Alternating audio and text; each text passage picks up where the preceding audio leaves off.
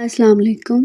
जो new readers Neesham Khan का ये नॉवल इश्क बेकरार की गुज़श्ता एक साथ पढ़ना चाहते हैं, उनके लिए डिस्क्रिप्शन में फ़ेसबुक पेज मेंशन कर दिया गया है, जहाँ पर नॉवल एक साथ मौजूद हैं और 90 किस से ये नॉवल अब यूट्यूब पर अपलोड होगा।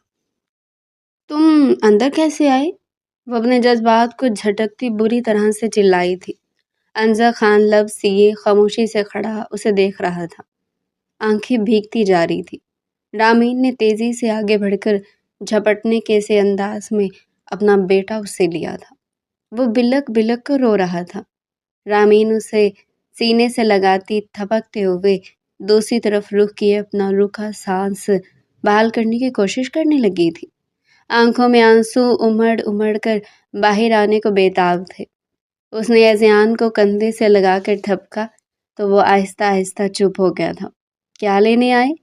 रामीन तैश से फनकारती हुई वापस पलटी, लेकिन अंजा को घुटनों के बल जमीन पर सर झुकाए बैठा देखकर वो साकत हुई थी। प्लीज़ आज बद्दुआ ना देना। मैं पहले ही तुम्हारी बद्दुआओं के ज़रिए से ज़मीन में धंस चुका हूँ। उसके सामने दोनों हाथ जोड़ता कर्ब से बोला था। रामीन का वजूद पत्थर का हुआ था। क्या मतलब था उसकी बात का? वो समझ नहीं पाई थी।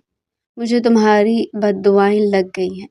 मैंने तुम्हारे लफ्ज़ इबरतनाक शक्ल लेकर मेरे सामने आए हैं। तुमने दिल से दुआएं दी थी मुझे। तुम इतना इस एक साल में नहीं रोई जितना मैं इस 1.5 महीने में रो चुका हूँ। तुम्हारी आहें मुझे ले डूबी हैं, मेरे वजूद को छलनी कर चुकी हैं। मैंने गुनाह करते हुए एक बार भी नहीं सोचा था कि मेरे गुनाहों की सज़ा इतनी भयानक हो सकती है।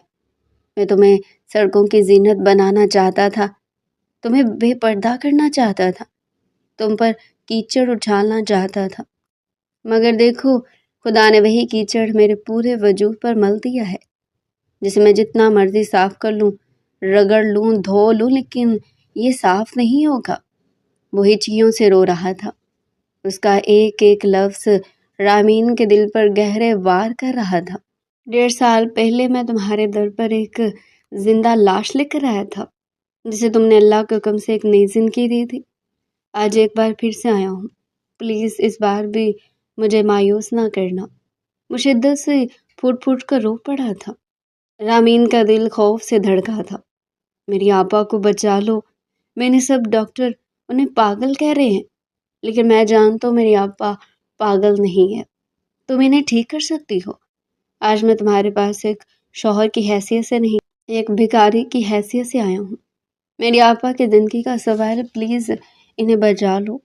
वो हाथ जोड़कर रोते हुए गिड़गिड़ा रहा था। क्या हुआ इन्हें? उसकी ज़ुबान खौफ से लड़खड़ाई थी। उसके सवाल पर अंजा खान बच्चों की तरह चेहरे पर दोनों हाथ रखे ज़ोर ज़ोर से रोने लगा था। अमीन का वजूद बुरी तरह से कांपा था।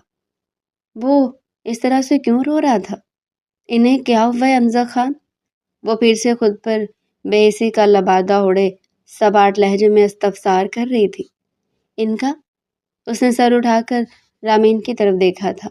गिंगरेब उसने सर झुकाते दहाड़े मार मार कर रोते हुए बामुश्किल अल्फाज अदा किए थे। रामीन के वजूद को शदीद किस्म का झटका लगा था। वह खौफ से लड़खड़ा कर कई कदम पीछे हटी थी। चेहरे पर पसीना आ गया था। आंखें खौफ से फटी की फटी रह गई थी। ज़ैनब खान बला की खूबसूरत सलीका शौहर लड़की थी। वो अक्सर औकात रामीन के क्लिनिक पर आती थी। रामीन के कान साएं साएं करने लगे थे। दिमाग सुन्न हो चुका था। हाँ, वो अंजा खान को बद्दुआएं देती थी, मगर इन बद्दुआओं को इतना भयानक रूप नहीं चाहती थी। वो बच्चे को कांपते हाथों से सीने में बींचे जा रही थी। वो होश में आती मुझे देखकर चीखने लगती हैं। इन्हें मुझ में वो वहशी रूप नजर आता है जिसने इनकी जिंदगी बर्बाद कर दी है। मुझे खुद से घिन आने लगी है। मैं मर रहा हूँ, मेरा वजूद ख़त्म हो रहा है। जब भी वो होश में आती है, मुझे देखकर चीखती है, चिल्लाती है, मुझे खुद के करीब नहीं आने देती और मुझी को आवाज़ें देती हैं, मदद के लिए फरियाद करती हैं। मैं क्या करूँ? मैं किस तरह तुमसे माफ़ी मांगूँ? कैसे अपने गुनाहों का कफ़ारा अदा करूँ? ऐसा कौन सा काम करूँ जिससे میرے گناہوں کا کفارہ ادا ہو جائے اور میری آپا بالکل ٹھیک ہو جائے۔ کچھ تو بتاؤ، کچھ تو بولو، آخر ایسا کیا کروں جس سے میرا یہ امتحان ختم ہو جائے؟ وہ بھیگی مدھم آواز میں گڑ گڑا رہا تھا۔ رامین خان کے رونگٹے کھڑے ہو چکے تھے۔ پلیز میرے لیے نہ صحیح، میری آپا کے لیے نہ صحیح، مگر ایک انسان ہونے کے ناطے دوسرے انسان کی مدد کے لیے مان جاؤ پلیز، میرے ساتھ چلو، اس کے بعد تم جو بولو گی میں کرنے کے لیے تیار ہوں۔ اگر تم مجھ سے علیحدگی چاہو گی تو میں، وہ گڑ گڑاتے ہوئے اچانک سے خاموش ہوا تھا۔ رامین دم سادے اسے دیکھے جا رہی تھی۔ تمہیں طلاق دے دوں گا، بس میری آپا کو نئی زندگی دے دو۔ جو لفظ وہ مر کر بھی نہیں بولنا چاہتا تھا، آج اپنی بہن کی زندگی کے لیے بول گیا تھا۔ اس کے لفظ تھے یا نشتر جو رامین خان کے سینے میں پیوست ہوئے تھے۔ آنکھیں بے یقینی سے پھٹی کی پھٹی رہ گئی تھی۔ اس کا وجود آندھیوں کی زد میں آیا تھا، بدن میں شرارے سے پھوٹنے لگے تھے۔ میں وعدہ کرتا ہوں میں تمہارے فیصلے پر سر جھکا دوں گا، تمہیں آزاد کر دوں گا، تم سے اور تمہارے بیٹے سے بہت دور چلا جاؤں گا، کبھی تمہیں اپنی شکل نہیں دکھاؤں گا۔ بس ایک فریاد سن لو، میرے ساتھ چلو، میں بہت بے بس ہوں، بھیک مانگ رہا ہوں تم سے، مجھے خالی ہاتھ مت لوٹانا۔ اس کی آنکھوں میں دیکھتا درد بھرے لہجے میں بولا تھا۔ دونوں ہاتھ جڑے ہوئے تھے، اور اگر تم مکر گئے تو، وہ اپنے اندر کی تڑپ پر قابو پاتی سباٹ لہجے میں استفسار کرنے لگی تھی۔ خان ہوں، وعدے سے نہیں مکروں گا۔ وہ بری طرح سے ہانپ رہا تھا، لہجہ لڑکھڑا رہا تھا۔ ٹھیک ہے، میں تمہارے ساتھ جاؤں گی، وہ اپنے اشتعال پر قابو پاتی بولی تھی۔ راہم جو ابھی ابھی کمرے سے نکل کر باہر آیا تھا، رامین کے الفاظ سن کر ہتھے سے اکھڑ گیا تھا۔ دماغ میں سنسناہٹ پیدا ہونے لگی تھی، چہرہ حد سے زیادہ سرخ ہو گیا تھا۔ وہ تیز تیز سانس لیتا واپس کمرے میں آیا۔ کمرے میں ایک طرف بہت پرانا صندوق پڑا ہوا تھا۔ اسے صندوق کھولا، پرانے کپڑے نکال کر باہر پھینکے۔ سب سے نیچے کالے کپڑے میں ایک پسٹل لپٹ کر رکھا ہوا تھا۔ اس نے بنا کسی ڈر خوف کے وہ پسٹل نکالا اور کمرے سے نکل کر رامین کے کمرے میں آیا۔ انزر کی پشت دروازے کی طرف تھی۔ میں تمہارے ساتھ جاؤں گی، لیکن رات کو تم مجھے، رامین کی نظر دروازے میں کھڑے راہم پر پڑی۔ اس کی آنکھیں پوری کی پوری پھٹ گئی تھی۔ راہم کے ہاتھ میں پسٹل تھا جس سے اس نے انزر کی پشت کا نشانہ لیا تھا۔ راہم! رامین چیخی تھی۔ اس کی زرد ہوتی رنگت اور چیخنے پر انزر نے پلٹ کر دیکھا۔ سامنے راہم کے ہاتھ میں پسٹل دیکھ کر وہ ساکت ہوا تھا۔ راہم نو! راہم بچے کو بیڈ پہ لٹاتی تیزی سے انزر خان کے آگے آ کر کھڑی ہوئی تھی۔ ہٹو سامنے سے! وہ ٹریگر پر انگلی رکھے حلق کے بل چلایا تھا۔ راہم پلیز، گولی مت چلانا پلیز! وہ ہاتھ پیچھے کرتی انزر کی آستین کو سختی سے مٹھی میں دبائے خوف سے گڑ گڑائی تھی۔ ہٹ جاؤ سامنے سے ورنہ میں گولی چلا دوں گا! وہ پھر سے چلایا تھا۔ رامین کا دماغ گھومنے لگا تھا۔ انزر بے حس و حرکت ساکت کھڑا رامین کو دیکھ رہا تھا۔ وہ تو اس کے مرنے کی شدت سے دعائیں کرتی تھی، پھر آج جب موت اس کے سامنے آ کر کھڑی ہو گئی تھی تو وہ اس کے اور موت کے درمیان آ کر کیوں کھڑی ہو گئی تھی؟ وہ صدمے کی کیفیت میں بھیگی سرخ نگاہوں سے اسے دیکھ رہا تھا۔ راہم، خدا کے لیے اسے پیچھے کرو، ہمارا چھوٹا سا بچہ، کچھ تو رحم کھاؤ۔ وہ شدت سے روتی ہوئی ہاتھ جوڑ گئی تھی۔ میں بھی بچہ تھا، مجھ پہ ترس کھایا تم نے؟ نہیں نا، تو میں کیوں کھاؤں؟ میری ماں کو بھی تو مار دیا نا، اب اس کا باپ مر جائے تو کوئی بڑی بات نہیں۔ وہ روتے ہوئے ہذیانی انداز میں چلایا تھا۔ اس کی چلانے پر اذیان بری طرح سے رونے لگا تھا۔ راہم دیکھو، یہ چل جائے گی، پلیز اسے ہٹاؤ۔ رامین کامتی ہوئی پیار اور نرمی سے بولی تھی۔ انزر خان نے رامین کو کندھے سے پکڑ کر پیچھے کیا اور خود راہم کے سامنے آیا۔ چلاؤ گولی! انزر خان نے اس کی آنکھوں میں آنکھیں گاڑ کر کہا تھا۔ راہم نے خون اشام نگاہوں سے اسے دیکھا اور پھر سے ٹریگر پر انگلی رکھی۔ انزر! رامین خوف سے چیختی اس کا بازو پکڑ کر پیچھے کی طرف گھسیٹتی اس کے سامنے آئی تھی۔ گولی چلاؤ راہم، انزک رامین کو سامنے سے ڈاک کر سرد لہجے میں بولا تھا۔ انزک مت کرو ایسا، رامین خوف سے پھوٹ پھوٹ کر روتی اس کا بازو دبوچ کر حلق کے بل چلائی تھی۔ شدت سے مانگے کی دعاؤں پر خوش ہوتے ہیں پاگل، نہ کہ گلا پھاڑ پھاڑ کر رونا شروع کر دیتے ہیں۔ وہ اپنے ہاتھوں کی پوروں سے اس کے آنسو صاف کرتا زخمی سا مسکرا کر بولا تھا۔ رامین کے دل پر تیر چلے تھے۔ نہیں، وہ نفی میں سر ہلاتی چیخی تھی۔ بہت اسٹرانگ ہو تم، اگر مجھ جیسے وحشی درندے کو جھیل سکتی ہو تو پھر اپنے بدن پر سفید کپڑا بھی جھیل ہی لوگی۔ اس کے ماتھے پر نرمی سے بوسہ دیتا شدت سے رو پڑا تھا۔ رامین اس سے الگ ہونے کے بجائے شدت سے روتی اس کے سینے میں گھسنے کی کوشش کر رہی تھی، اور اسی وجہ سے راہم گولی نہیں چلا پا رہا تھا۔ اپنے بیٹے کے ساتھ ساتھ میری آپا کا بھی خیال رکھنا، انہیں تمہاری ضرورت ہے، میری نہیں۔ وہ پھوٹ پھوٹ کر رو پڑا تھا۔ رامین بھی پھوٹ پھوٹ کر رو رہی تھی، جان سولیک پر لٹک گئی تھی۔ گولی چلاؤ راہم، انزر خان اسے بامشکل سامنے سے ہٹا کر حلق کے بل دہاڑا تھا۔ ایذیان رو رو کر پاگل ہو رہا تھا، شاید وہ بھی ماں باپ کی تڑپ پر تڑپ رہا تھا۔ راہم سرخ شعلے برساتی سلگتی نگاہوں سے انزر خان کو دیکھ رہا تھا۔ چلاؤ، انزر خان پوری قوت سے دہاڑا تھا۔ نہیں، رامین خوف سے دہاڑے مار مار کر روتی راہم کے پیروں میں گری۔ ٹھیک اسی وقت ٹریگر پر انگلی کا زور پڑا اور پسٹل سے نکلنے والی تیز گرم سلاخ سامنے کھڑے وجود کو چھلنی کر گئی تھی۔ گولی کے چلتے کمرے میں سکوت چھا گیا تھا۔ رامین اور ایذیان کی بلند ہوتی چیخیں تھم گئی تھی۔ انزر خان ساکت وجود کے ساتھ کھڑا راہم پر نظریں جمائے ہوئے تھا۔ رامین کی آنکھوں کے سامنے اندھیرا چھانے لگا تھا۔ اس نے چکراتے سر کو دونوں ہاتھوں میں جکڑ کر سر گھمایا۔ زمین پر گرتا خون دیکھ کر اس کے حواس باختہ ہوئے تھے، آنکھیں مزید پھیلی تھی۔ اس نے سانس روک کر سر اٹھاتے اوپر دیکھا۔ انزر خان کے بائیں بازو سے خون بھل بھل بہتا فرش پر گر رہا تھا۔ انزک، وہ پاگلوں کی طرح روتی ہوئی اٹھ کر اس سے لپٹ گئی تھی۔ راہم نے جیسے ہی ٹریگر دبایا تھا، رامین کے ہاتھ اپنے قدموں پر محسوس کرتے اس کے ہاتھ لڑکھڑائے تھے، جس کی وجہ سے گولی اس کے سینے میں لگنے کے بجائے بازو پر لگی تھی۔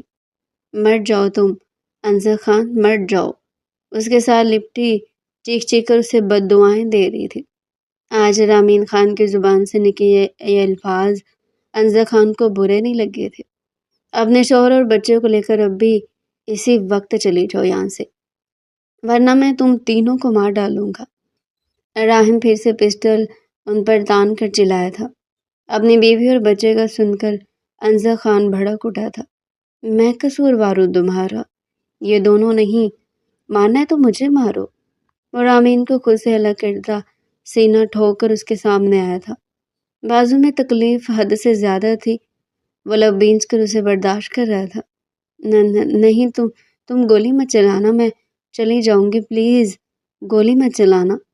وہ انزر کا بازو دبوچ کر خوف سے گڑ گڑائی تھی۔ ٹھیک ہے، ابھی کے ابھی نکلو یہاں سے، اور اگر تم نہ گئی تو تمہارے ساتھ ساتھ میں خود کو بھی مار لوں گا، اسے وارن کرتا بدلحاظی سے بولا تھا۔ انزر خان کے چہرے پر شدید غصے کی رمق آئی تھی۔ وہ رامین اور اس کے بچے کو مارنے کی دھمکی دے رہا تھا۔ نہیں، ہم جا رہے ہیں، وہ خوف سے دھڑکتے دل پر ہاتھ رکھتی بولی تھی۔ بن باپ کی زندگی کیسے گزرتی یہ کوئی رامین خان سے پوچھتا۔ آج جب انزر خان پر موت کو منڈلاتے دیکھا تھا تو وہ تڑپ گئی تھی۔ اگر انزر کو کچھ ہو گیا تو وہ اپنے بچے کو کیا بتائے گی؟ جب وہ بڑا ہوگا اور اپنے باپ کے بارے میں سوال کرے گا تو وہ کیا کہے گی؟ کہاں ہے اس کا باپ، زندہ ہے یا مر گیا؟ اور مرا ہے تو کیسے مرا ہے؟ رامین نے لرزتے ہوئے بیڈ سے گرم بڑی سی شال اٹھا کر خود پر لپیٹی اور روتے ہوئے ایذیان کو اٹھایا تھا۔ انزر خان سرخ چہرہ لیے راہم کو دیکھ رہا تھا۔ راہم خان خونخوار نگاہوں سے انزر کو دیکھ رہا تھا۔ اس کا بس نہیں چل رہا تھا ابھی کے ابھی انزر خان کا وجود صفائی ہستی سے مٹا دے۔ تو تم اکیلے کیسے رہو گے؟ رامین نے پھوٹ پھوٹ کر روتے ہوئے راحم سے کہا۔ اپنی بیوی کو لے کر نکل جاؤ۔ اس بار وہ انزا خان کو دیکھتا دہاڑا تھا۔ چلو، میں نے انزک نے رامین کو بازو کے حلقے میں لیا تھا۔ انزک، میرا راحم۔ وہ انزک کی قمیض سینے سے جکڑ کر شدت سے رونے لگی تھی۔ انزا خان نے سرخ بیگی نگاہوں سے راحم کو دیکھا، جس کی آنکھوں میں نفرت کی آگ بھڑک رہی تھی۔ وہ رامین کے ہاتھ سے ایذیان کو اٹھاتا اسے بازو کے حلقے میں لیتا باہر کی جانب بڑھا تھا۔ میرا بھائی؟ وہ سر اٹھا کر انزک کا چہرہ دیکھتی پھوٹ پھوٹ کر رو رہی تھی۔ وہ بہت چھوٹا ہے، اکیلا کیسے رہے گا؟ وہ داخلی دروازے کے قریب آتی ہچکیوں سے رو رہی تھی۔ تم فکر مت کرو، میں اسے اکیلا نہیں رہنے دوں گا، اس نے نرمی سے رامین کے سر پر بوسہ دیتے بھیگے لہجے میں کہا تھا۔ میں اسے لے کر جاؤں گی ساتھ۔ وہ انزک کے حصار سے نکل کر واپس اندر جانے لگی تھی۔ میں نے کہا نا، میں اسے یہاں اکیلے نہیں رہنے دوں گا، وہ نرمی سے اسے بازو سے پکڑ کر قریب کرتا بولا۔ رامین نے شدت سے روتے ہوئے اسے دیکھا تھا۔ انزک نے نرمی سے اسے اپنے ساتھ لگایا اور گھر سے باہر نکل گیا تھا۔ راحم نے شدت سے روتے ہوئے پسٹل سامنے دیوار پر دے ماری اور کمرے کی ہر ایک چیز اٹھا اٹھا کر پٹکی تھی۔ اس کی دہاڑیں پورے گھر میں گونج رہی تھی۔ انزا خان نے روتی بلکتی رامین کو بہت مشکل سے گاڑی میں بٹھایا اور ایذیان کو اس کی گود میں لٹا کر واپس اندر چلا گیا تھا۔ راحم دونوں ہاتھوں سے اپنے بال نوچ رہا تھا۔ پچھلے 1.5 مہینے سے رامین اسے صفائیاں دے رہی تھی اور آج اس شخص کے آتے وہ اس کے ساتھ جانے کے لیے تیار ہوگی۔ آج سچ میں وہ بے گناہ تھی، تو آج اس کے ساتھ کیوں چلی گئی؟ کیوں اس نے انزا خان کو بچایا؟ کیوں وہ انزا خان کی زندگی کے لیے اس کے پیروں میں گر گئی تھی؟ راحم کی نظر دیوار کے پاس نیچے پڑی پسٹل پر گئی۔ وہ بازو سے دونوں آنکھیں رگڑ کر آگے بڑھا اور پسٹل اٹھا کر اپنے ماتھے پر رکھی۔ انزا خان دبے پاؤں اندر آیا تھا۔ راحم کے سر پر خون سوار تھا۔ انزا خان کو یقین تھا وہ ضرور ایسی کوئی حرکت کرے گا۔ راحم کی کن پٹی پر پسٹل دیکھ کر اس کے ہوش اڑے تھے۔ وہ بنا آواز کیے دبے پاؤں چلتا تیزی سے اس کے قریب آیا اور پسٹل والا ہاتھ اپنے مضبوط ہاتھ میں جکڑ کر اوپر کیا تھا۔ راحم نے اپنے ہاتھ کو کسی مضبوط شکنجے میں پھنستا دیکھ کر سر گھماتے پیچھے کھڑے انزک کو دیکھا۔ آنکھوں میں لہو اترا تھا۔ چھوڑو میرا ہاتھ، وہ انزک کے سینے پر دوسرا ہاتھ رکھ کر اسے دھکا دیتا چیخا تھا۔ انزا خان نے اس کا ہاتھ مروڑتے بڑی مہارت سے اس کے ہاتھ سے پسٹل چھین کر اپنی جیب میں ڈالی اور اسے دھکا دے کر کرسی پر گرایا تھا۔ راحم کمر کے بل کرسی پر گرا۔ انزک نے الماری سے دوپٹہ نکال کر جلدی سے آگے بڑھتے اس کے ہاتھ کرسی سے باندھ دیے تھے۔ کھولو مجھے، راحم جھٹ پٹاتا چلایا تھا۔ بہت پریشان کیا تم نے میری بیوی کو۔ سالے ہو، سالے بن کر رہو، دشمن بنے تو چٹکیوں میں مسل دوں گا۔ اب جب تک میں اپنی بیوی کو حویلی چھوڑ کر نہیں آتا تم ایسے ہی رہو گے۔ امید ہے میرے آنے تک تمہارا دماغ سیٹ ہو جائے گا، اور اگر نہ ہوا تو میں خود کر لوں گا۔ سنا تھا ساس اپنی بہو اور بیٹے کے درمیان پھوٹ ڈالتی ہے۔ میری بیوی کی ساس تو بہت عرصہ پہلے ہی اللہ کو پیاری ہو گئی تھی، مگر تم نے میری بیوی کی ساس بننے میں کوئی کسر نہیں چھوڑی۔ ساس بہو کی جنگ میں میزائل کا شکار مردی ہونا ہے، بالکل ویسے جیسے تمہاری اور میری بیوی کی جنگ میں میزائل کا شکار میں ہوا ہوں۔ اس کا گال تھپک رہا تھا۔ راحم خونخوار نگاہوں سے انزا خان کو دیکھ رہا تھا۔ انزا خان راحم خان کو اپنی ماں اور رامین کی ساس کہہ رہا تھا، اور یہ سن کر اس کا خون مزید کھول رہا تھا۔ آتا ہوں میں، اس کے بکھرے بال مزید بکھیر کر کہتا کمرے سے نکل کر دروازے کو باہر سے لاک کر گیا تھا۔ راحم لال سرخ ہوتا جھٹ پٹا کر اپنے ہاتھ کھولنے کی کوشش کرنے لگا تھا۔ انزا خان کی گاڑی حویلی کے اندر آ کر رکی۔ رامین پورے راستے روتی ہوئی آئی تھی۔ کتنی مشکلوں سے اس نے راحم کو منایا تھا۔ آج صبح تو اس نے رامین کے ہاتھ کا کھانا بھی کھا لیا تھا، اور اب رات ہوتی ایک بار پھر ان دونوں کے درمیان نفرت اور آنسوں کی دیوار آ کر کھڑی ہو گئی تھی۔ انزا خان اپنے بازو سے آنکھیں رگڑ کر گاڑی سے باہر نکلا اور دوسری طرف آ کر رامین کے لیے گاڑی کا دروازہ کھولا۔ رامین کی گود میں ایذیان خان سو رہا تھا۔ اس نے اندر جھک کر نرمی سے ایذیان کو اٹھایا اور رامین اپنے ہاتھ کی پشت سے آنکھیں رگڑ کر گاڑی سے باہر نکلے۔ وہ اس حویلی میں ڈاکٹر کی حیثیت سے پہلے بھی آ چکی تھی، مگر آج وہ انزا خان کی بیوی کی حیثیت سے آئی تھی۔ ہر کوئی آنکھیں پھاڑے رامین خان کو دیکھ رہا تھا۔ سب نے ڈاکٹر رامین اور انزا خان کے کارنامے سنے اور بڑھا چڑھا کر سنائے ہوئے تھے۔ آج انزا خان کے ساتھ رامین اور ایک چھوٹے سے بچے کو دیکھ کر سب کے ہوش اڑ گئے تھے۔ انزا خان نے گاڑی کا دروازہ بند کیا اور نرمی سے رامین کے گرد بازو کا حلقہ قائم کیا تھا۔ رامین خان نے سرخ سوجی نگاہیں اٹھا کر انزا خان کو دیکھا اور اگلے پل زور سے اس کا بازو جھٹکا تھا۔ میں تمہاری بیوی کی حیثیت سے یہاں نہیں آئی، یاد رکھنا یہ بات۔ وہ تیش سے پھنکاری تھی۔ انزا خان نے کرب زدہ نگاہوں سے اسے دیکھ کر ہلکا سا سر کو خم دیا تھا۔ ملازم تو گش کھا کر رہ گئے تھے۔ ڈاکٹر رامین کی بدلحاظی پر انزا خان کی خاموشی سب کو شاکڈ کر گئی تھی۔ رامین نے سر سے پھسلتی شال ٹھیک کی اور لمبا سانس لے کر زنان خانے کی طرف بڑھی تھی۔ اس کا وجود دہکتا انگارہ بنا ہوا تھا، سر بری طرح سے چکرا رہا تھا۔ ایذیان خان کی پیدائش کے بعد وہ بہت کمزور ہو گئی تھی۔ ایذیان کو فیڈ کروانے کے بعد وہ کتنی دیر تک بے سدھ پڑی رہتی تھی۔ گھر میں کھانا پینا گلشن اور اکرم خان کی ہی طرف سے آتا تھا۔ بعض دفعہ تو وہ فاقہ کر لیتی تھی۔ اس کے پاس اتنے پیسے نہیں ہوتے تھے کہ ایذیان کے لیے ملک پاؤڈر ہی منگوا لے۔ کل رات کو اکرم خان ایک آدھا ہفتے کا راشن دے کر گیا تھا۔ رامین نے لینے سے منع کر دیا تھا، مگر اسے اپنی بیٹی کہہ کر چپ کروا گئے تھے۔ رامین ان لوگوں پر بوجھ نہیں پڑنا چاہتی تھی۔ وہ ایام گزر جانے کے بعد جاب کرنے کا سوچ رہی تھی، مگر اسے کیا پتہ تھا تقدیر ایک بار پھر اسے انزا خان کے در پر لا پٹکے گی۔ وہ اپنے نصیب پر تلخی سے مسکراتی زنان خانے کی جانب بڑھ رہی تھی۔ انزا خان ایذیان خان کو اٹھائے اس کے پیچھے چلتا بھیگی نگاہوں سے اس کی پشت کو دیکھ رہا تھا۔ جیسے جیسے وہ قدم اٹھا رہے تھے، زنان خانے کے اندر سے کسی کے چیخنے چلانے کی آوازیں آ رہی تھی۔ ان چیخوں کو سن کر رامین کی آنکھیں تحیر سے پھیلی تھی، جبکہ انزا خان کا دل خوف سے دھڑکا تھا۔ دونوں کے قدموں میں تیزی آئی تھی۔ انزا خان تو بھاگنے کے سے انداز میں اندر داخل ہوا تھا۔ انزک، زینب خان کی بلکتی آواز ان کی سماعتوں سے ٹکرائی تھی۔ انزا خان ایذیان خان کو لاؤنج میں صوفے پر لٹا کر زینب کے کمرے کی طرف بھاگا تھا۔ ہاتھ مت لگاؤ انزک۔ وہ خوف سے ملازمہ کے ہاتھ جھٹکتی بیڈ کی دوسری جانب کھنس گئی تھی۔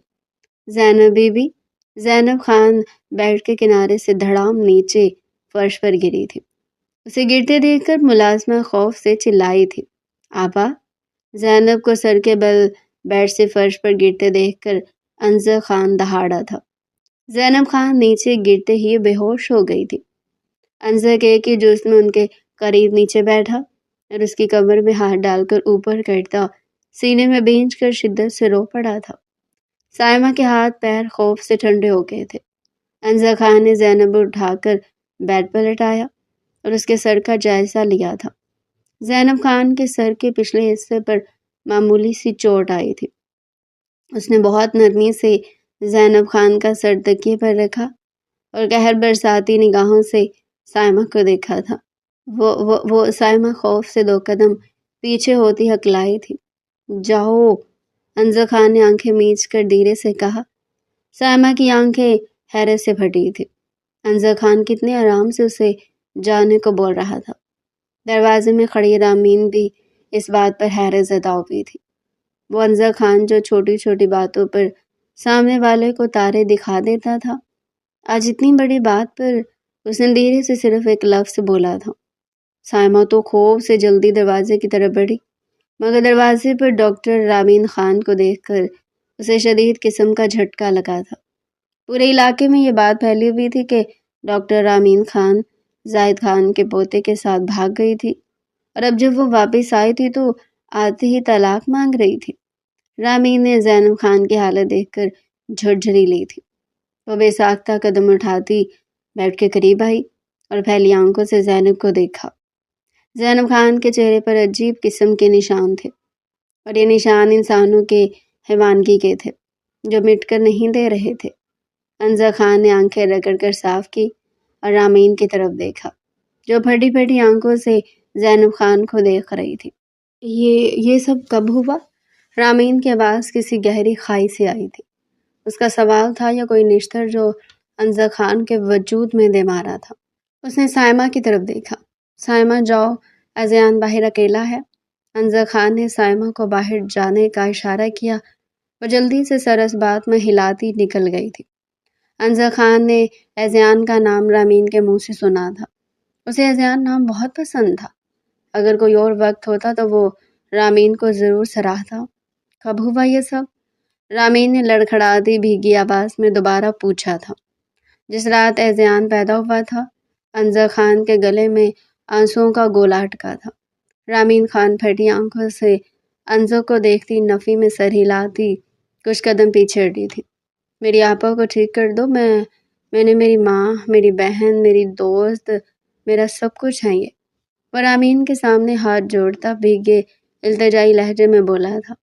رامین خان کی آنکھیں اشک بار ہوئی تھی۔ تو تم کہاں تھے؟ وہ سرخ سوجی آنکھیں انزا خان کی غزالی درد بری آنکھوں میں گاڑی تھی۔ اس رات وہ نہ تو رامین کے پاس تھا اور نہ ہی زینب کے پاس، تو پھر کہاں تھا وہ؟ میں انزا خان نے غائب دماغی سے صرف اتنا کہا تھا۔ اس رات کہاں تھے تم؟ رامین خان ایک دم سے اس کا گریبان جکڑ کر پاگلوں کی طرح چلائے تھے۔ انزا خان کسی مجرم کی طرح سر جھکائے کھڑا تھا۔ پتہ نہیں، اس نے بے بسی کی انتہا کرتے صرف اتنا کہا تھا۔ اس کا بے تکا جواب رامین کا وجود چھلنی کر گیا تھا۔ کیا مطلب؟ پتہ نہیں۔ اس رات نہ تم میرے ساتھ تھے نہ زینب پاپا کے ساتھ تھے، تو آخر تھے کہاں تم؟ اس کا گریبان پکڑ کر جھنجھوڑتی حلق کے بل چلائی تھی۔ انزا خان بھیگی سرخ نگاہوں سے اسے دیکھتا رہ گیا تھا۔ اگر میں بتاؤں گا تو کیا تم مجھ پر یقین کرو گی؟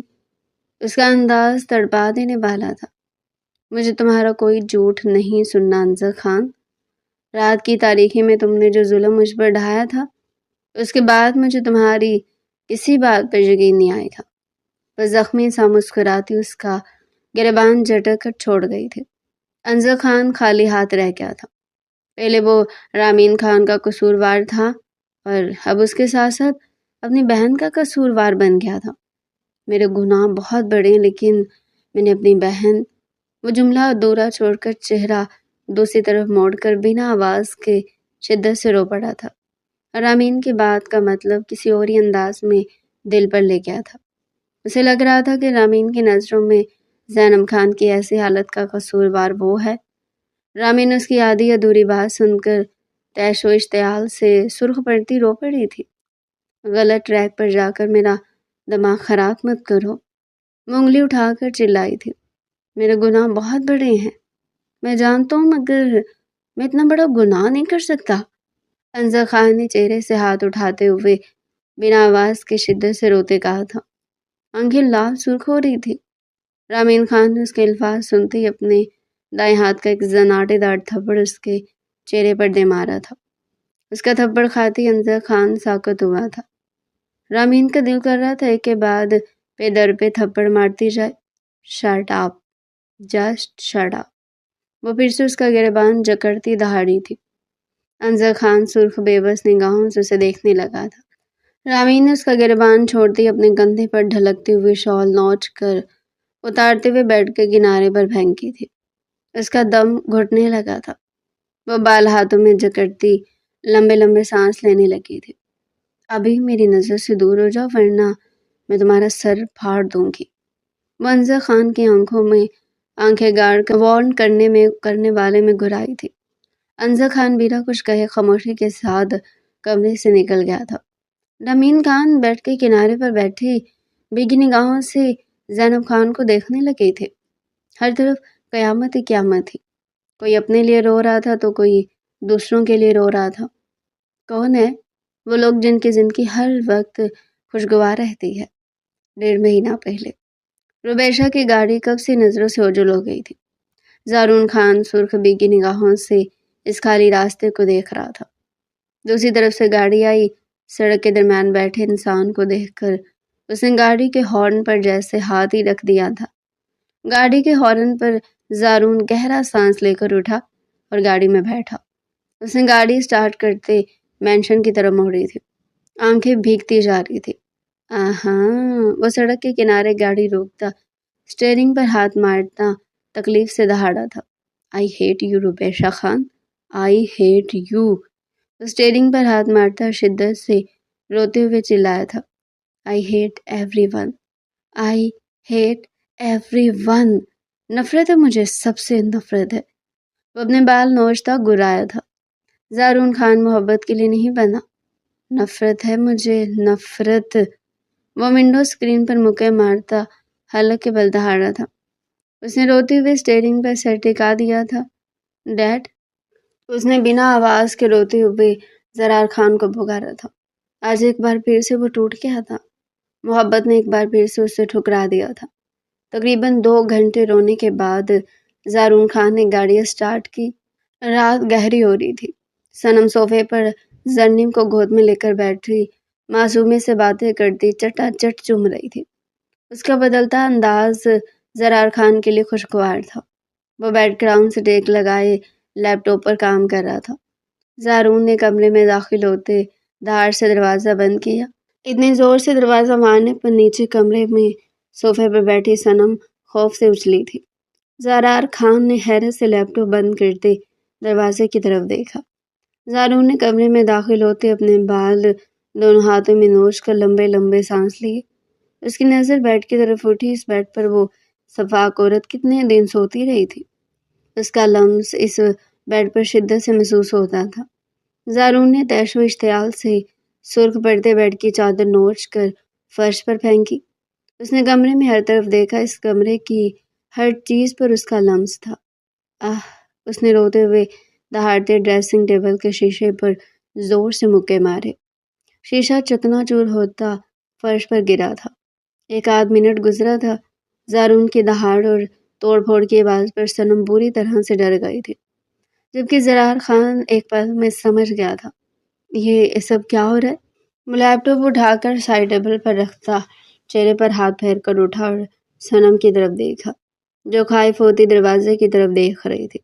ڈرو مت، کچھ نہیں ہوا، تم زرنیم کو سلا کر خود بھی سو جانا، میں تھوڑی دیر تک آ جاؤں گا۔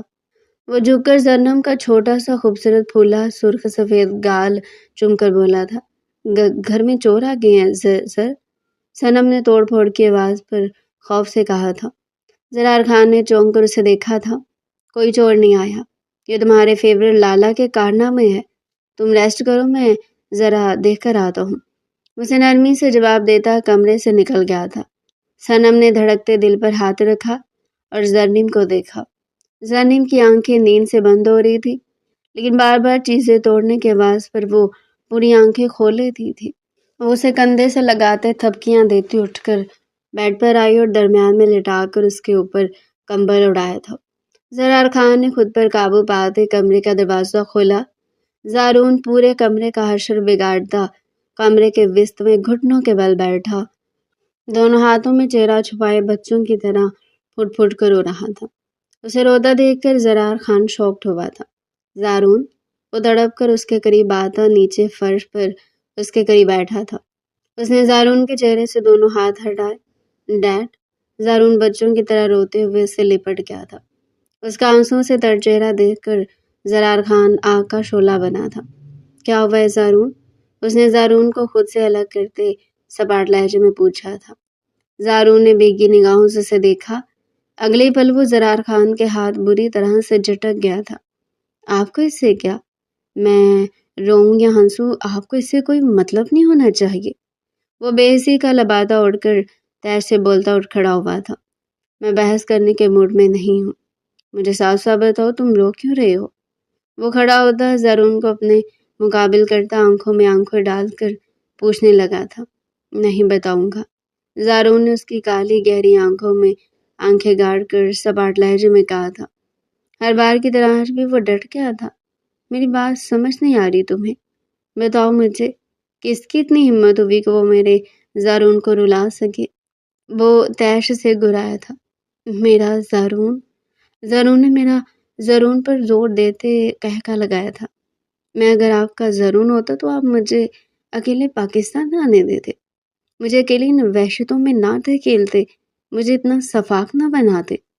اس کی آنکھوں میں آنکھیں ڈال کر چلایا تھا، میرے ماں باپ کون ہے، میں کون ہوں؟ آپ نے مجھے کبھی بتایا ہی نہیں۔ نہیں نا، تو پھر کیوں بتاؤں آپ کو؟ میں مروں یا جیوں آپ کو اس سے کیا؟ آج میرا رونا آپ کو نظر آ گیا؟ یہ رونا آپ کو اس وقت نظر کیوں نہیں آتا تھا جب ہر روز میرے دوست مجھ سے میرے ماں باپ کا پوچھتے تھے اور میرے جواب نہ دینے پر وہ میرا مذاق اڑاتے کہکے لگاتے تھے؟ کیوں نظر نہیں آیا آپ کو میرا رونا؟ وہ اپنے بال مٹھیوں میں دبوچتا روتے ہوئے دہاڑا تھا۔ زرار خان کی آنکھیں حد سے زیادہ سرخ ہو چکی تھے۔ وہ جتنا مرضی زارون کو پیار کر لیتا، اس کے اندر کی خلش کو کبھی بھر نہیں سکتا تھا۔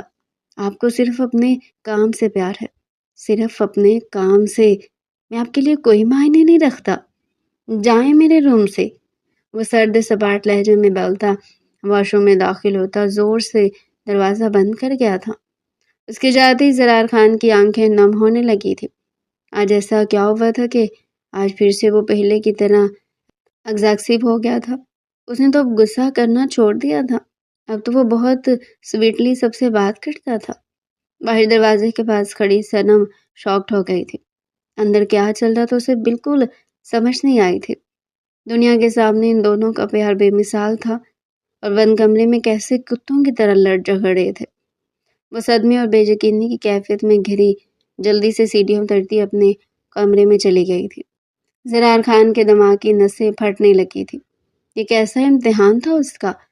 وہ جا کر بھی اسے کچھ بتا نہیں سکتا تھا، اس کے الفاظ ساتھ ہی نہیں دیتے تھے۔ کیسے بتاتا وہ ان کی زندگی کس کس مقام سے گزری ہے؟ اگر وہ حقیقت کو جان جائے گا تو کیا صنم کس گھر میں رہنے دے گا؟ نہیں۔ ان کی محرومیوں کا سبب حویلی والے تھے، اور ان حویلی والوں سے جتنی نفرت وہ کرتا تھا نا، حقیقت جاننے کے بعد زارون خان اس سے بھی زیادہ کرتا۔ زارون اس دن کے بعد پھر سے پہلے والے زون میں چلا گیا تھا۔ وہ نہ کسی سے ٹھیک سے بات کرتا تھا، نہ ملتا تھا، اور ہر وقت اپنے کمرے میں بند رہتا تھا۔ اس کے دوست پورا دن کالز کرتے رہتے مگر وہ کسی کا جواب تک نہ دیتا تھا۔ اگر کبھی کمرے سے نکلتا تو زرنیم کے ساتھ وقت گزار کر واپس کمرے میں چلا جاتا تھا۔ اس دن کے بعد اس نے صنم سے بھی بات نہیں کی تھی، اور صنم تو اس کا وہ روپ بھول ہی نہیں پا رہی تھی۔ انزر خان بار بار اپنی آنکھوں میں امڑ آنے والے آنسو بازو سے رگڑتا لاؤنج میں چکر کاٹ رہا تھا۔ رامین نے اپنے لفظوں کی توثیق کر دی تھی، مگر اس کے اندر وہ چند پل کی غلط فہمی گھر کر گئی تھی۔ وہ چاہ کر بھی ان الفاظ کو بلا نہیں پا رہا تھا۔ آنکھیں حد سے زیادہ سرخ اور سوج چکی تھی۔ ادھر سے ادھر چکر کاٹتے اسے راہم کا خیال آیا تھا۔ وہ راہم کو کمرے میں کرسی سے باندھ کر لاک کر کے آیا تھا۔ وہ لمبا سانس لے کر تیزی سے باہر کی جانب بڑھا تھا۔ کچھ دیر بعد وہ رامین کے گھر میں داخل ہوا۔ پورے گھر میں سناٹا چھایا ہوا تھا۔ اسے حیرت ہوئی، راہم اتنی خاموشی اختیار کیسے کر سکتا تھا؟ اس نے آگے بڑھ کر کمرے کا دروازہ کھولا۔ راہم کا سر کرسی کی پشت کے ساتھ ایک طرف لڑکا ہوا تھا، وہ گہری نیند میں سویا ہوا تھا۔ انزک نے آگے بڑھ کر اس کا متورم چہرہ دیکھا، وہ روتا روتا سو گیا تھا۔ انزک خان بے اختیار اس کے سامنے ایک گھٹنا موڑ کر فرش پر بیٹھ گیا تھا۔ آج جتنی تکلیف میں انزک خان تھا اتنی تکلیف میں راہم پچھلے ایک سال سے تھا۔ یہ ایک سال اس کی ہر خوشی چھین کر لے گیا تھا۔ وہ دن رات کونوں خدروں میں بیٹھ کر بنا آواز کے روتا رہتا تھا۔ آج بھی رامین کے چلے جانے کے بعد وہ دہاڑے مار مار کر رویا تھا۔ اس کی زندگی ناسور ہو چکی تھی۔ اگر آج انزک خان اسے باندھ کرنا چاہتا تو وہ خود کو صفائی ہستی سے مٹا ڈالتا۔ انزک خان کی حالت بھی آج راہم خان جیسی تھی، وہ بھی بلک بلک کر رویا تھا۔ آج اس کے آنسو بھی کسی نے نہیں پوچھے تھے۔ انزک نے بغور اس کا چہرہ دیکھا۔ راہم کے نقوش بہت خوبصورت تھے، رونے سے چہرے پر آنسوؤں کے میٹھے میٹھے سے نشان واضح تھے۔ اس نے اٹھ کر راہم کے ہاتھ کھولے۔ ہاتھ کھولنے کی دیر تھی، راہم نے نیند میں ڈوبی آنکھیں کھول کر انزک خان کو دیکھا تھا۔ انزک نے برق رفتاری سے اسے اٹھا کر اپنے کندھے پر ڈالا تھا۔ اس کی تیزی پر راہم کی آنکھیں پھیلی تھی۔ اوئے چھوڑ مجھے، وہ انزک کے پیٹ میں پاؤں کی ٹھوکریں مارتا چلایا تھا۔ فکر نہ کرو، چھوڑ دوں گا تم کون سا میری بیوی ہو جسے پکڑ کر میں پٹری سے اتر جاؤں گا۔ انزک دانت پیس کر گھر کا دروازہ عبور کر گیا تھا۔ اس کی بات سے راہم کا چہرہ شدید سرخ ہوا تھا۔ وہ اتنا بھی چھوٹا نہیں تھا کہ انزک خان کی بے باک باتیں نہ سمجھ پاتا۔ چھوڑ، وہ تیر سے گراتا انزک کی پشت پر زور زور سے مکے مارنے لگا تھا۔ انزک خان اس کے وار سہتا گاڑی کے قریب آیا اور پیسنجر سیٹ کا دروازہ کھول کر اسے اندر بٹھایا تھا۔ راہم کے سیدھے ہونے سے پہلے وہ تیزی سے دوسری طرف آ کر گاڑی میں بیٹھا اور گاڑی کا دروازہ لو کرتے فل سپیڈ سے بھگائی تھی۔ راہم پورے راستے چیختا چلاتا انزک خان پر تشدد کرتا رہا، مگر انزک خان پر رتی برابر بھی اثر نہیں ہوا تھا۔ گاڑی حویلی کے پورچ میں آ کر رکی۔ اس نے گاڑی سے نکل کر راہم کو بامشکل گھسیٹ کر باہر نکالا اور اس کے منہ پر زور سے ہاتھ رکھ کر اس کی چیخیں دباتا اندر کی جانب بڑھا تھا۔ وہ راہم کو زامین کا بھائی نہیں، اپنا بھائی مان کر حویلی لایا تھا اور اب اسے اپنے قابو میں لے کر زنان خانے کی جانب بڑھا تھا۔ وہ جیسے ہی راہم کو لے کر ایک کمرے میں داخل ہوا، راہم جھٹپٹ آ کر اس کے حصار سے نکلا تھا۔ جب تک تمہارا دماغ ٹھیک نہیں ہوتا تب تک تم یہاں رہو گے، اور جب تمہارا دماغ ٹھیک ہو جائے گا تب تم پوری حویلی پر منڈلا لینا، مجھے کوئی اعتراض نہیں ہوگا۔ وہ نرمی سے کہتا اگلے ہی پل دروازہ لاک کر گیا تھا۔ راہم خان خالی ذہن کے ساتھ دروازے کو دیکھتا رہ گیا تھا۔ اس نے اپنی زندگی میں ایسا کمرہ کبھی نہیں دیکھا تھا۔ اتنا بڑا خوبصورت کمرہ دیکھ کر وہ شاکڈ ہوا تھا۔ اس نے اپنی زندگی میں ایسا کمرہ کبھی نہیں دیکھا تھا۔ کچھ وقت گزرنے کے بعد وہ پھر سے روتا ہوا زمین پر بیٹھ کر گھٹنوں میں چہرہ چھپا گیا تھا۔ چیخنے چلانے کا اب کوئی فائدہ نہیں تھا کیونکہ مرضی تو سامنے والے کی ہی چلنی تھی۔ انزک خان لاؤنج میں آ کر صوفے پر ڈیسا گیا تھا۔ اس کی زندگی بہت خوبصورت تھی۔ اس نے خود اپنی راہ میں کانٹے بچھائے تھے جن پر چلنا پل صراط پر چلنے جیسا تھا۔ کیا روبی کے نکاح کی ڈیٹ فائنل ہو گئی ہے؟ روبیشا کے نکاح کا سن کر یشرا کو شدید قسم کا جھٹکا لگا تھا۔ ہاں، اگلے جمعے کو ہے، تم اپنی اور شیر کی شاپنگ وہیں سے کر لینا، رابعہ بیگم بجھے دل سے کہا تھا۔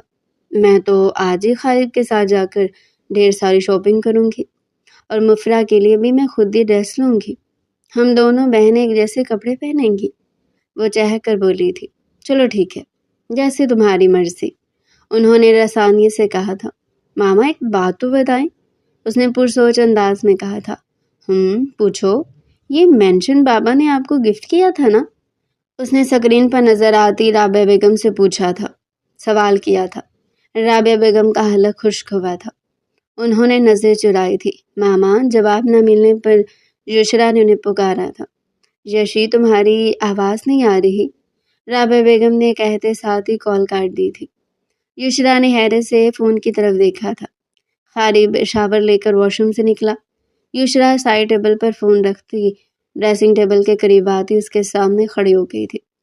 رات میں خارب نے اسے زیادہ تنگ نہیں کیا تھا، وہ آرام سے سو گئی تھی، مگر فجر پڑنے کے بعد خارب نے ایک پل کے لیے اسے سونے نہیں دیا تھا۔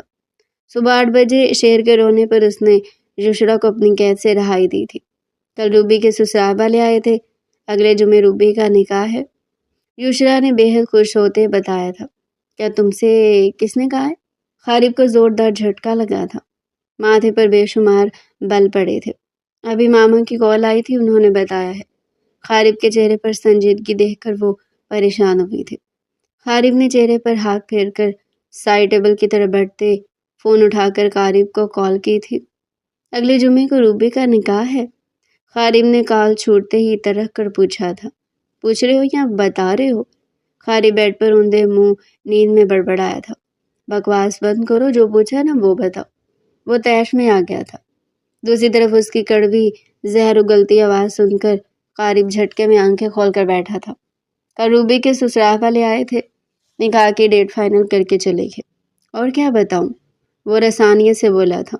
تیرا دماغ درست ہے؟ اتنی جلدی کس بات کی ہے؟ ابھی تو اس کی اسٹڈی کمپلیٹ ہوئی ہے، رزلٹ آنے تو اس کے بعد اسے اپنی लाइफ जीने दो, फिर सोचेंगे उसकी शादी का। अभी सारे ड्रामे को बंद करवाओ।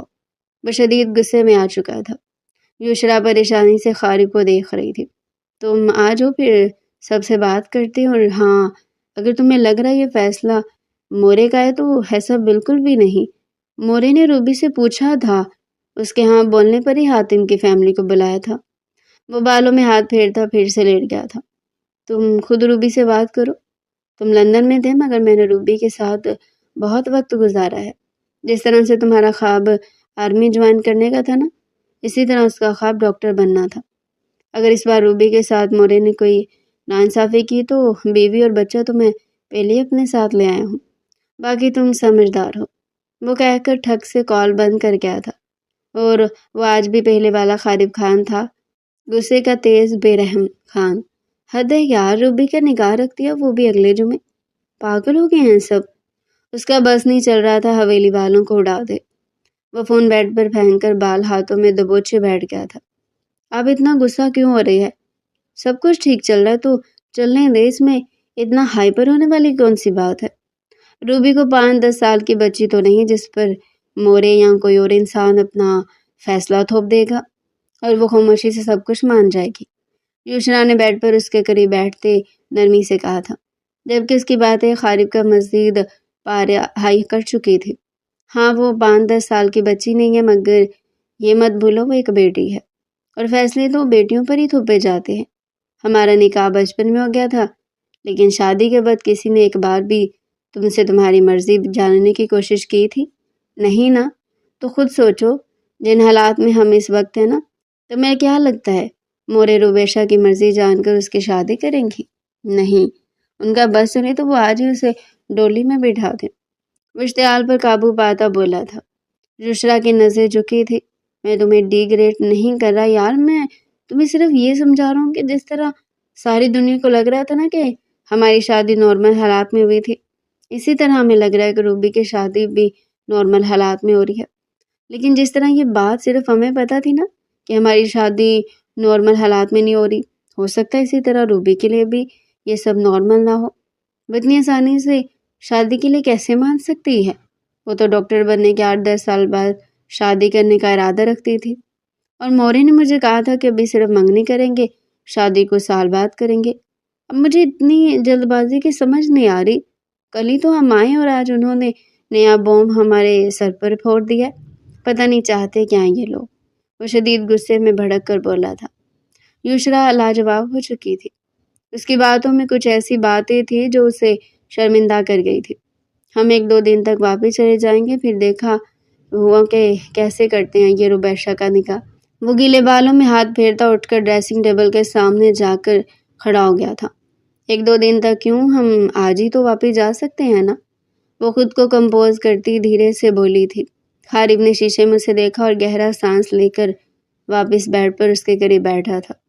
अभी नहीं जा सकता, एक बहुत ज़रूरी काम है, उसे ख़त्म कर लूँ, फिर ही वापस जाऊँगा। वो थके हुए लहजे में बोला था। बहन से ज़्यादा ज़रूरी है? युशरा की आंखें नम हुई थी।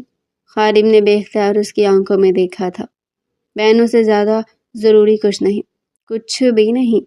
उसकी आंखों में आंखें गाड़ कर बोला था।